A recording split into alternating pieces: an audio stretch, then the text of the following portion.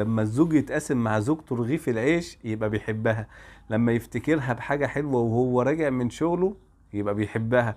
لما يفاجئها بمسج حلو في وسط انشغاله يبقى بيحبها. لما يفتكر المناسبات الخاصة بيها اللي بتحبها يبقى بيحبها. لما يقطع شغله ويتصل يطمن عليها يبقى بيحبها. لما يفاجئها بخروجة حلوة نفسها فيها يبقى بيحبها. لما ما يبخلش عليها بطبطبة وكلمة حلوة يبقى بيحبها. لما يقول لها بحبك ويطمنها ان هو ملكها لوحدها يبقى بيحبها. لما يشجعها ان هي تصل رحمها يبقى بيحبها. لما يشاركها في شغل البيت يبقى بيحبها. لما يشاركها اهتماماتها يبقى بيحبها. لما يقول لها ان انت وصية الحبيب صلى الله عليه وسلم يبقى بيحبها. لما يعاملها بما يرضي الله ويتقي فيها ربنا يبقى بيحبها.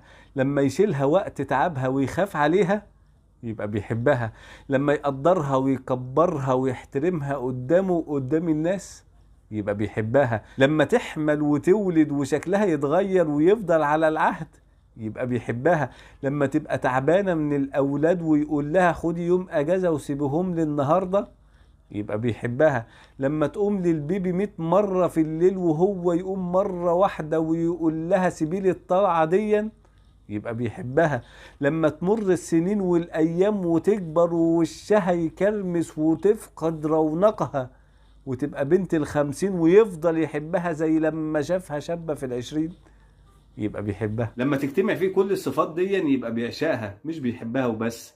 تحية وشكر وتقدير لكل راجل اجتمعت فيه كل الصفات دي أو حتى بعضهم. ربنا يصلح حالكم ويريح بالكم. بس كده، سلام عليكم.